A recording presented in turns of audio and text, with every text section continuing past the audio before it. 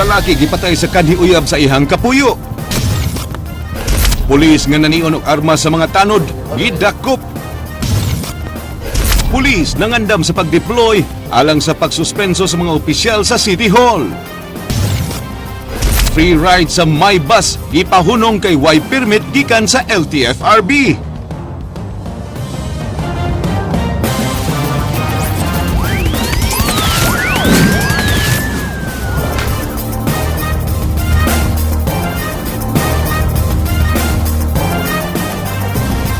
Mayng hapon sugbog Kabisayan, pulis nga hubog gidakop human nanion sa iyang armas. Gitabangan unya siya sa mga barangay tanod human natumba apan nanion hinuon sa iyang armas. Kini giaksyonan ni Nino Libona. Pulis nga hubog nanion sa barangay tanod sa barangay Bulacau Pardo gamit iyang dala nga armas. Si SP Uto Saladaga nga nadistino sa Finance Department sa Cebu City Police Office gidakop sa mga sakop sa Pardo Police Station didto sa Charlieville Subdivision sa Bulacau Pardo. Matod sa tanod nga si Oscar Abindan, nakita nila ang pulis nga natumba sa gimanihong motorsiklo niini. Giduol kini nila aron tabangan apan nasuko ang pulis dayon ibot og pion sa iyang service firearm ngadto kanila. Sa man problema riya ngutana mo. Uto pag hubo na helmet, hubo si helmet. Gingnan mi nga sa kaya ko ninyo. Yati ko pra ako siya ina sa bro. Biyaan ta siya. Tawa na din siya pitabangan siya pa masuko mo tulak kami. Paglakaw nun, pakang gakundana na lingkod siya giana mi oras kay bobarog siya tumbam siya.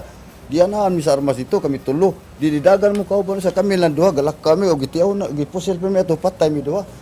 Kay duo rugod mi. Matod sa kapulisan, mag-atubang ang pulis og sumbong pagpanghulga og kalapasan sa Comelec Ganban. Kani kung porsige niya ang mga tanod nga iyang itiunan mo kuno ni, posible nga magatubang siya kaso nga kuan nga threat. Nakuha gikan kang Saladaga ang iyang 9mm service firearm uban sa 14 ka mga bala. Alang sa Aksyon Bisaya, Nino Libunan News 5.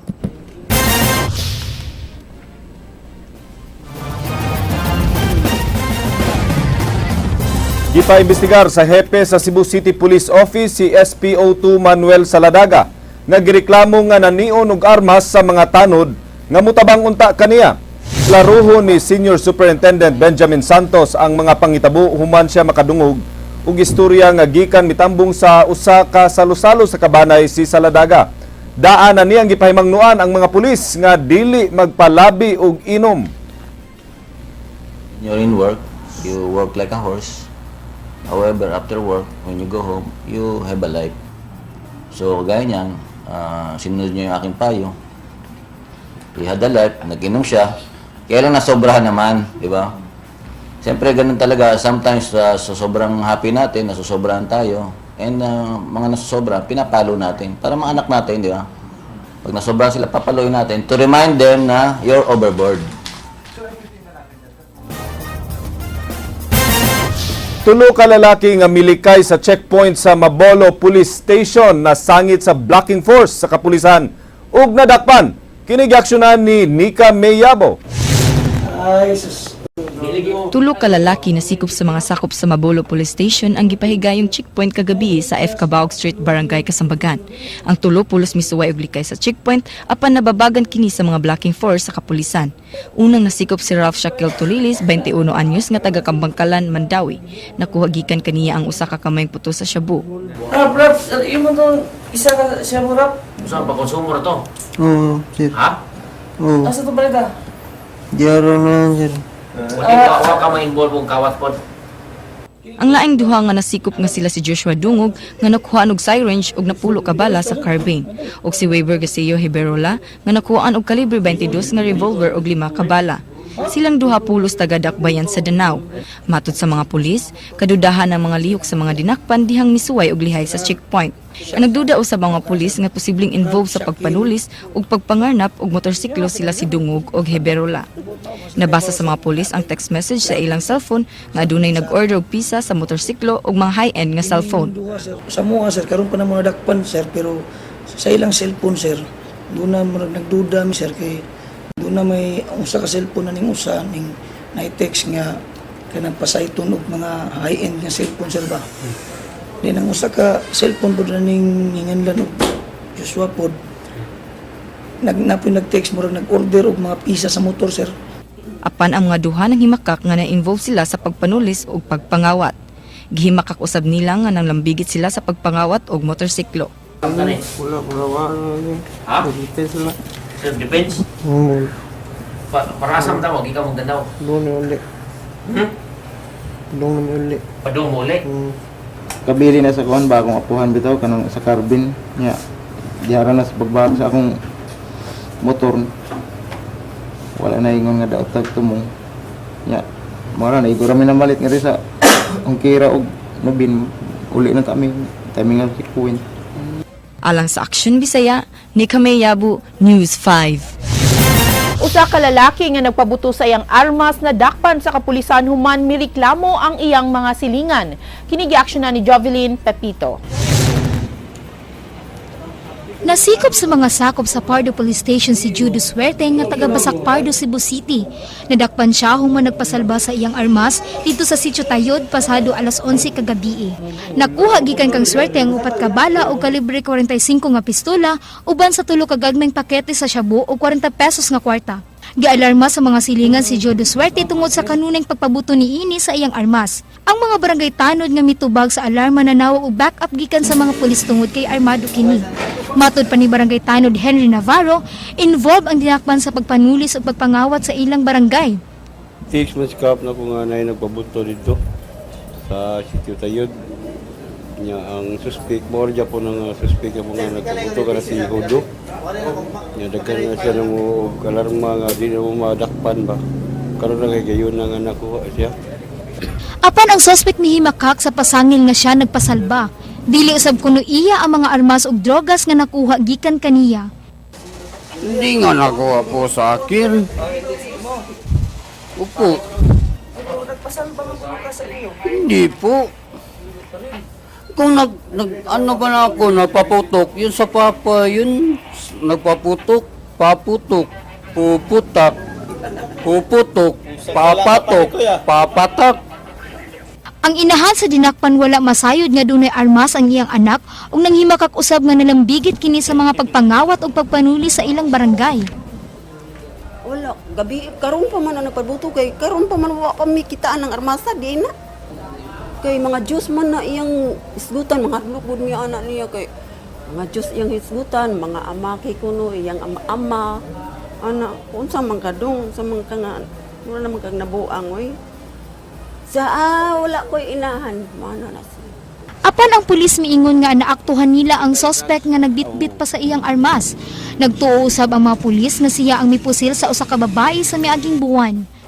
Pagkakita ng mga pulis, diretso siya ambak nagbitbit sa armas. Yawa sa kaibaw pag ambak niya dito ang mga kauban ng pulis. Mo na tong na gunitan siya. Nakuha ang 45 siya tapos may kwarta 40 pesos sa iyang bulsa nga giputos og tulo ka dik nga shabu. Mao na tong among gidala sa presinto, kauban ng mga tanod. Alang sa Aksyon Bisaya, Jovelyn Pipito, News 5. Lalaki giluba sa kanhi uyab sa iyang kapuyo sa lungsod sa Minglanilla. Kini giaksyonan ni Christine Gallego. Among naabtan din sa Sitio Tabay sa Barangay Kalahuan sa lungsod sa Minglanilla ang 24 anyos nga si Bernadette Basalong nga naginusara og naghinuktok. Siya ang kapuyo ni Ranilio Pensirga nga gipatay kaganihang tungang gabi sud sa ilang kwarto. Gitumok ni Bernadette nga miluba ni Pensirga si Alfredo Cabangca nga kanhi niya nga kapuyo nga taga-poblasyon Talisay City. Nakatugaw sa ilang pagkatuog si Bernadette ug ang biktima tungod sa kasikas gawa sa ilang gipuy-an. Di unta gusto ni Bernadette nga mugawas ang iyang kapuyo apan namugos kini ug mikuha og tubo. Pagsuod niya, naghawid siya kanang kuan, patay man ang suga na mo gabi. Naghawid siya og kanang tubo. Pagsuod sa usa, action siya bunal og tubo. Pero wala man kaabot ang tubo sa katuyang bunalan kay gidungag man siya kuan o diretso niya din mo pag ingon niya agay akong gibitar ang katong usa ka laki nga ni Soderi. Pilam nila. Usara. Okay. And then mo to narunggaban jud siya kay pag ablin ako suga. Wala naman naghigda naman siya diri. 5 kasama dinunggaban ang naangkon sa biktima nga mao'y nakaingon sa iyang hinanali nga kamatayon. Napreso niya itong Enero ang sospek, human ini dapati si Bernadette nga nagdumili nga magkabalik sila. Nakagawas ang sospek kay naluoy si Bernadette. Dugay na nga mibahad ang sospek nga iyahang patyon ang biktima ug mibahad pa nga isunod si Bernadette. Iya ko balik. Ya di mo kong kuyog niya. Kaya kigbuwag naman ko niya sa wapay siya na preso. Love triangle ang gisubay sa kapulisan nga motibo sa pagpatay. Dali usab ka nakasibat ang suspect nga gipangita na karon. Pagkaroon sila nga among nanggulong nga gisubay, wala mo salik ko yung posibilidad sa love triangle ni. Kay kini manggong biktima, kining suspect, former live-in partner ni sila tong kanang babae nga gikalib-in na sa karon sa biktima, sir. Alang sa Aksyon Bisaya, Christine Gallego, News 5.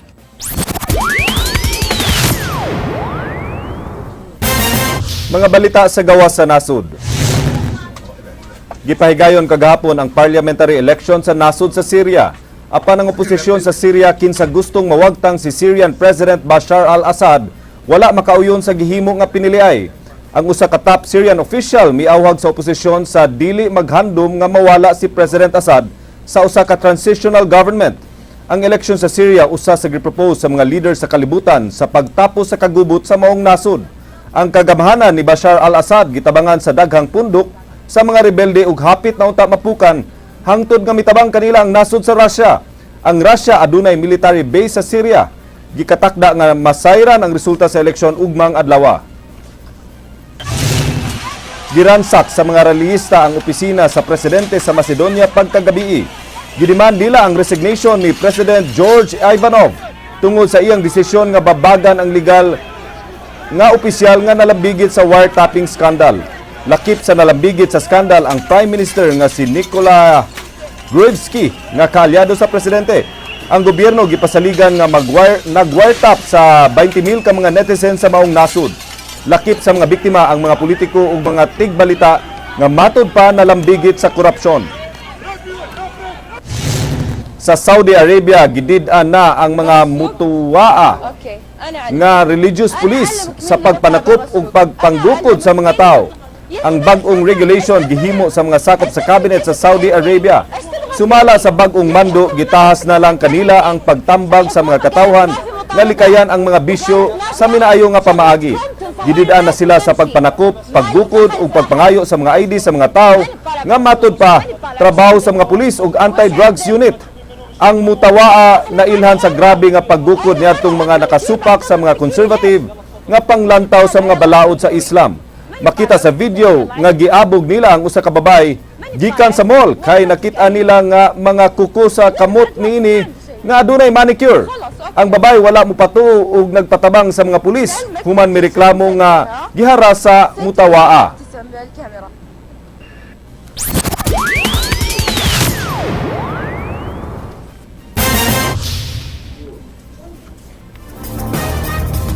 Usa ka one-stop shop alang sa paglukat og lisensya sa alang sa paghupot og armas gibutang sa Cebu City Police Office. Sa police station, police natin, 60. Matud ni Senior Superintendent Benjamin Santos Jr. kini langkuban sa neuropsychiatric test, drug test ug gun safety seminar. Kinahanglan kini sa dili pa magpalisensya sa gipanag-iya nga armas. Kini tubag sa hangyo sa City Hall nga mapadali ang paghikay sa mga papeles alang sa paglukat og lisensya sa armas. Ang one-stop shop available lamang karon ug ugmang adlaw. Alam na lang dito is the actual application for LTAP which will be on April 19. Kasi yung taga-Krame, they will come here. Then bali sa 19, ang gagawin na lang na they will just receive the application form. They will input it in their computers. Then issue na ng LTAP. Misaka ang demand sa kuryente sa Kabisayan tungod sa kainit sa panahon. Apan mipasalig ang National Grid Corporation nga duna sila igong kuryente nga ma-supply bisan og magamit na nila ang reserve capacity. Kinigi aksyon na ni Ryan Sorote. Kasamtangang nasinati karon sa Kabisayan ang panagsang pagkuwang sa kuryente apan tungod kini sa mga preventive maintenance sa mga planta sa kuryente o ginagmay nga mga problema. Naa sa yellow alert ang Visayas tungod kay ang reserve niini nagkuwang na. Apan makasustenera gihapon ang pagsaka sa demand sa kuryente sa Visayas tungod sa ilang mga backup power supply.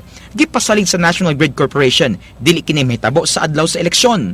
Preparations started months ago.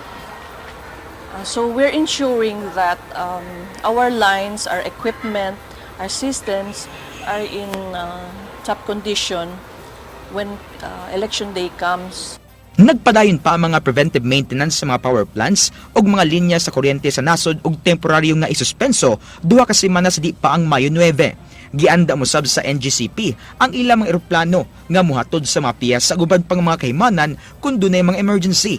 Makakuha usab og dugang supply ang NGCP sa Luzon aron ma-normalize ug maabot ang demand sa kuryente sa Kabisayan. System operator or grid operator, meron kaming ginagawa na to address that reserve problem. So we have an interlink or a link between Visayas and Luzon. So we draw power from Luzon. Niadtong Martes miabot og 1,818 megawatts ang peak demand sa Kabisayan. Dili stable ang mga demand sa kuryente sa Kabisayan ug mag-usab-usab kini.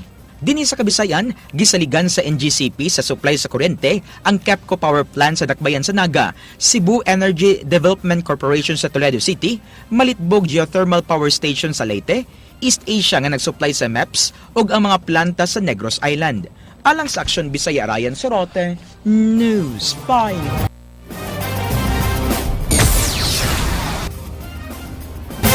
Kanunay bantayanan karong matag eleksyon ang lungsod sa San Fernando sa unang distrito tungod sa intense political rivalry sa duha ka pamilya. Subli ba nga manghawd ang mga kanoy o mabalik na sa lungsod ang naputol nga panirbisyo sa mga riluya? Kinsay angay mangu sa munisipyo? Kini ang special report ni Ryan Sorote. Usa ang lungsod sa San Fernando sa mga kanunay magubot panahon sa eleksyon. Usa kini sa unom ka mga lungsod ug dakbayan sa unang distrito. Duna kini kapin 37,000 ka mga botante ug kapin 60,000 nga populasyon sa second class nga lungsod. Karon, usa-usab kini sa mga lugar sa Sugbo nga plano ipaubos sa election watch list of areas tungod sa hulga sa mga armed groups ug election-related violence. Bantayanan sa kapulisan ang Barangay Pitalo, Panadtaran, Bugho ug Tunggo tungod sa intense political rivalry. Nagbutang usab og command center ang kapulisan ug kasundaluan sa San Fernando sa miaging mga eleksyon aron dali nga makaresponde sa mga alarma.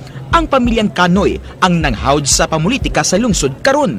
Mayor si Antonio Abe Canoy ug Vice Mayor ang iyang anak nga si Miguel Antonio kun Miko Canoy nga mo'y mudagan pagka-mayor karon. Magpapili pagka-kongresista sa unang distrito si Mayor Abe, ubos unta sa Liberal Party.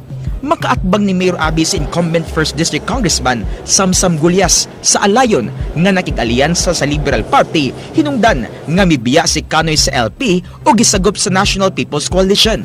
Gipaluyuhan usab karon sa LP ang kandidato pagka-mayor sa Alayon nga si former Mayor Lacambini Reluya. Sa 2007 elections, midaog isip labing unang babaeng mayor sa lungsod sa San Fernando si Reluya, din giingong nagsugod ang gubot matag eleksyon. It's on record. 1998 until 2007, mingaw ka na San Fernando. Pag abot ang mga tuhana, diha nagsugod ang gubot. Now, kinsa may maldito na. Subling nagubot ang eleksyon sa lungsod niya atong 2010 o 2013, di ni tumaw ang mga guns ug pangpangrakrak. Di matud pa mabuhat ni Reluya ang mga pasangil sa mga Canoy. Aka na sir, for sure, kami during those times, kami yung kinahanglan, yung we need help that time. So kami on the losing side bitaw, we were not able to control things. Kompleto ang slate ni Reluya sa signing sa Peace Covenant sa lungsod nga wa sipota ni Vice Mayor Miko Canoy. Kabalaka ni Reluya nga masubli ang hitabo sa milabay nga maeleksyon sa wa pag-commit sa Peace Covenant ni Miko Canoy. Kun buligan, gipasalig ni Reluya nga iyang ipadayon ang plano nga pagpalambo sa San Fernando nga naputol. Tutukan niya ang mga infrastructure project, farm to market roads, o pagpalambo sa ekonomiya sa lungsod nga matod pa nabiyaan sa mga kasilinganan niini. But given the chance, kana ma-prove na ako na I can do more. Alang kang Kanoy, nabuhat na niya mga pasalig ni Reluya sa 21 ka mga barangay sa lungsod. Gipasigarbo sa mayor ang pagbarog sa munisipyo, sports complex ug merkado atol sa iyang pamunuan. Mato ni Kanoy, kinahanglan ipadayon ang iyang nasugdan ug ang iyang anak ang angay sa maong tahas. Di sab angay kadudahan ng ilang pamilya, taliwa sa pasangil nga nalambigit sila sa ginadaling drogas, kay ang iyang paningkamot sa pagpalambo sa ilang negosyo ang nagbuhi kanila. Naninguha kay usa ka tawo nga nga dili anak og dato.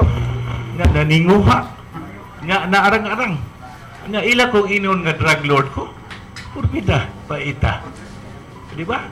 Ang mga problema sa lungsod sa San Fernando sama sa pagpalambo silang patigayon og ekonomiya ug ang pagsiguro nga di na masubli ang kagubot panahon sa piniliay anaa sa kamot sa mga botante ug kun kinsa ilang pilion nga lider.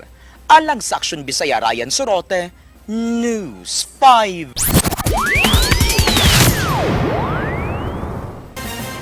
Lalaki nga adunay problema sa pangisip nangilog og armas sa gwardiya. Kinigiaksyonan ni Christine Gallego. Nagtingkagol karon sa Carbon Police Detention Cell kining lalaki nga nangilog og armas sa gwardya sa Jollibee downtown Cebu nga si Michael Mendoza. Gigilog sa lalaki ang armas ni Mendoza human kini niya gipukaw samtang nato gawas sa kananan. Abinyag mo kuha na mo mulakaw na. Ibalik day, margi ko na siya marghait ko may alit niya na ko ni hait nga tusok diri wasad siya kabaw. Kutsilyo ba, ice pick ba. Basta hait mo to pag-ingon nga buhi iya man gi kuan kuptan yang armas. Nya kato sang suspek ikuptan sang armas. Paingon sa suspek nga buhi niya sang naana sa siya mo to nakuha ang armas. Daling misibat ang lalaki bitbit ang 38 ka revolver nga daling gigukod sa gwardya nga gipusil sa lalaki nga swerte wa maigo. Usa ka off-duty nga pulis ang nitabang sa pagdakop sa suspect ug mibawi sa armas sa gwardya. Daling gidala sa tambalanan ang dinakpan. Gituuhan dunay diferensya sa panghunahuna ang suspect kinsang nitugan sa iyang ngalan nga siya si Harbin Mangubat. Wa sa mitubag sa pangutana sa mga tigbalita ang suspect. Kani siya base siyang appearance mura kuan siya hugaw sa tanawon pero di gid taga so pagkakarnilyo taga determine og sa mental status niya kay ang psychologist na maging makadetermina sir. Sa tuwaron arrested siya for robbery. O di sure gani anik mao man iyangan ditugan. Di sa tagabaw kay pag medical dito lain sa wasa siya mo tingog. Ganya in fact ang gibutang diri sa mga doktor Mr. X may gibutang niya diri. Alang sa Aksyon Bisaya, Christine Gallego, News 5. Usa ang Camotes Island sa labing inila nga tourist spot sa Central Visayas.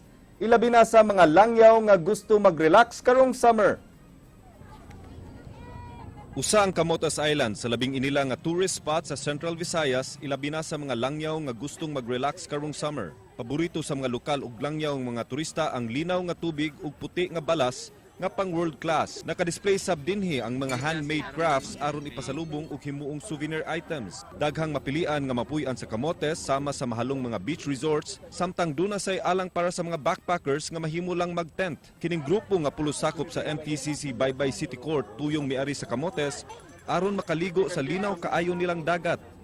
And then we came here to see the white beaches, and we were really fascinated. It's really a nice place to see. I can't compare it to Boracay or to Panglao because it's very crowded there, and this is really something to see and a place where we can really relax, you know. Kung adventurous ka, mahimo usab kang mag-caving sa Bukilat Cave sa lungsod sa Tudela, nga sikat sa mga turista nga dunay entrance fee nga 5 pesos. Apan kinahanglan muduko ka og musulod sa buho aron makasulod sa langob. Musugat usab nimo ang mga nanglupad nga paniki. Duna say mga talagsaon nga rock formations ug linaw nga tubig diin mahimong makaligo ang mga turista. Aniya kita karon diri sa Bukilat Cave, usa sa mga nagunang atraksyon diri sa Tudela, Camotes. Ug kini siyang maong atraksyon usa ka langob. Ug makita ninyo nga ana kita karon diri sa taas. Unya manaog tagpipila ka steps ug makita nimo didto ang formation sa mga bato ug ang gilagmon sa langob. Unya ang tubig kaliguan. Unya mosaka siya og high tide. Unya karon medyo low tide man. So wala kaayoy tubig pero nahimo kani siya sa usa sa mga arion gyud sa ato ang mga bisita diri sa isla sa Camotes. Dili usab magpalupig ang Paraiso Cave sa lungsod sa San Francisco. Pagsud pa lang nimo makita nimo ang maong kuweba giayo gyud og pag-enhance na ay mga lamisa diin pwede mo mangaon ug mopahuway. First kay dito mig kuan then nagsaka mig bihire for Danao, then nagkuan Roro for 2 hours. Then kapoy ang biyahe pero pag abot sa Camotes Island okay ra man kay nindot kay view. Duna say mini pool diin ang tubig gikan sa dagat.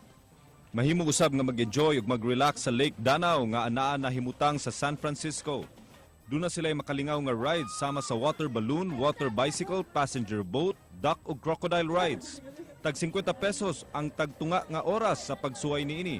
10% sa kita sa resort ang gidonate sa tag-iya sa komunidad. People are very happy and they enjoy the rides. Especially the bicycle, the people used to love it very much. Ug kamo nangita og mabuhat karong summer, usa sa ako ang paborito nga destinasyon diri sa probinsya sa Sugbo mao kaning isla sa Camotes. Ug anaa karon kita diri sa Santiago Bay nga maoy usa sa inila nga beach destination. Nga makita ninyo ang kanindot sa sand, ang beach line nga siguro mga 500 meters ngadto sa 700 meters ang gitas-on nyo. Lawom kay tanan nindot kaayo no, lakaw-lakawan.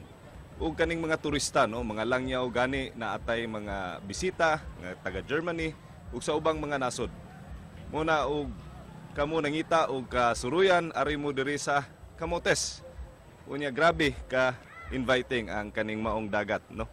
So manaom ta ug kini si Glenn Soko nagikan ug mulangoy diri sa Camotes. Mga pulis nangandam alang sa pagpadala og mga pulis sa City Hall alang sa pagpatuman sa suspension sa mga elected officials sa Dakbayan sa Sugbo. Kinigiaksyon na ni Carlo Becerra. Nangandam ang kapulisan sa pagpatuman sa suspension sa mga opisyal sa Dakbayan sa Sugbo. Matod ni Senior Superintendent Benjamin Santos, usa sa ilang gipangandaman ang rally sa mga supporters sa isuspenso nga mga opisyal sa syudad. Giandam ni Santos ang Civil Disturbance Management Unit ug Tourist Police nga i-deploy unya sa City Hall. Meron tayong Tourist Police office doon beside the City Hall. It's in the Plaza Sugbo. Diba? We have 60 personnel there sa police natin. So, I'm sure na although they are securing the Magellan's Cross, the Santo Niño Church, I'm sure they're also securing the City Hall. We have already, we have prepared our CDM already. Actually, our personnel, inano na namin, nire-recall na namin at pinapaan na sa CDM. Si Santos bag-ong gitudlo nga hepe sa Dakbayan sa Sugbo ug sinaligan ni retired Director General Marcelo Garbo dihang Regional Director pakini sa kapulisan dinhi sa rehiyon. Si Garbo nga nangampanya para sa LP ug nasakpan nga nakigtagbo sa mga opisyal sa kapulisan aron hatagan og pabor ang mga kandidato sa administrasyon. Mao kini ang gibuhat ni Garbo niadtong hinangat ang milabayng eleksyon sa 2013. Gipadad-an ni Garbo og daghang mga armadong pulis ang Kapitolyo alang sa pagpatuman sa suspension ni kanhi Gobernador Gwen Garcia. Naghuwat na lang ang DILG sa approval sa COMELEC alang sa pag-implement sa suspension. Gidili panahon sa eleksyon ang pagsuspenso o pagbalhin sa mga public official aron dili kini gamiton sa pagpangharas sa mga kandidato sa eleksyon. Apan mamahimo kini nga ipatuman kung mananghid sa COMELEC. Gimando sa Office of the President nga isuspenso sila Mayor Michael Rama, Vice Mayor Edgar Labella ug 12 ka mga konsehal sa Dakbayan sa Sugbo. Tungod kini sa pagpanghatag sa Dakbayan sa Sugbo og tag 20 mil pesos nga calamity fund tungod sa linog ug bagyong Yolanda. Alang sa Aksyon Bisaya, Carlo Becerra, News 5. Bagong biyahe sa mga my bus gireklamo sa mga bus operators sa Sugbo. Kinigiaksyon na ni Robbie Ruaya.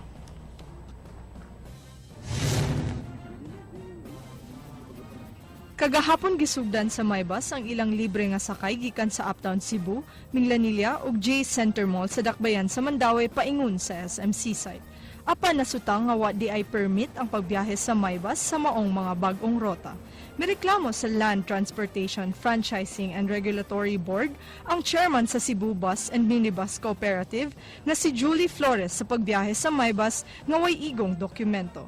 Mismo si Flores ang nakakita sa pag-pick up sa Maybus sa dili sakto nga mga lugar sa lungsod sa Minglanilla nga wa masakop sa ilang kasamtang prangkisa nga kutob sa dakbayan sa Talisay. Wa usab makahibaw ang LTFRB-7 nga dunay bag-o nga rota nga giablihan ang Maybus kun wa may reklamo si Flores.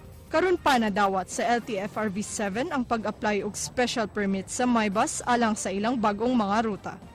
Matud sa Assistant Regional Director sa LTFRB-7 Reynaldo Elnar, kinahanglan na og special permit ang pagbiyahe sa Maybus bisan libre kini kay duna naman na sila'y existing nga prangkisa. Di sab angay mabalaka ang mga public utility vehicles kay way nagbiyahe sa rota nga gibuksan sa Maybus.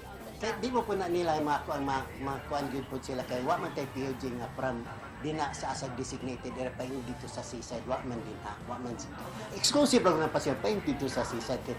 Miingon si Flores na dili na makatarungan ang pagbiyahe sa Maybus sa di nila prangkisa. Hilabi na sa lungsod sa Minglanilla nga daghang mga drivers ang maapektuhan. Kita diri taga Cebu, loobay din kita sa may tungod aning ato ang rota. Kini sila taga Manila. Di ta mo gusto mo compete ani nila. Kay kanang rota developmental road na. Kaganinang buntag gipahunong sa patrol sa LTFRB-7 ang usa sa mga unit sa Maybus nga milabyog sa Minglanilla. Kinahanglan aksyonan ninyo. Dili ni iyong basta-basta nga dakopon lang. Kinahanglan sumunan ang operator nga dili ni buhaton usab kay makadaot ni sa operasyon sa mga existing operators. Alang sa Aksyon Bisaya, Roby Roaya, News 5.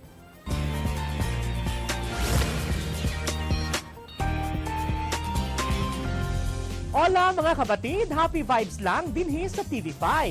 Labing bagong high-tech nga payong nga pwedeng makadetect kung may tiliabot nga uwan na imbento sa nasod nga France. Ania ang detalye. The umbrella. Usa ka bagong high-tech nga payong ang naimbento sa France nga kabalo molantaw sa panahon ilabi na kumuulan ba. Kini nga payong nga gitawag na umbrella gimugna sa usa ka French company nga Wizo at dunay high-tech features nga mo'y gamiton sa tag-iya sa payong aron masayran sa kahimtang sa panahon bisan wa pa kini makalakaw sa ilang panimalay.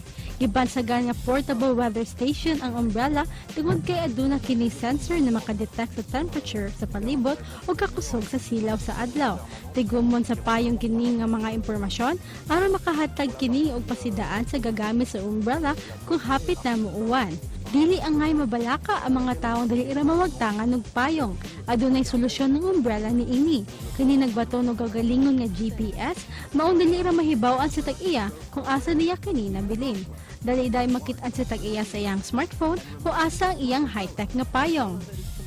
Ug mo kadto naglangkob sa Light News karong hapon. Alang sa walay karapusang mga chika, upanin ko ninyo matang alas 8 sa buntag, weekday sa Rated JP sa Radio 511.9 News FM Cebu. Kini si JP Laukat Serra, ang mga word of the day nagkanayon. Tungod sa kainit sa panahon karon, mas importante pang aircon kaysa relasyon. Agay!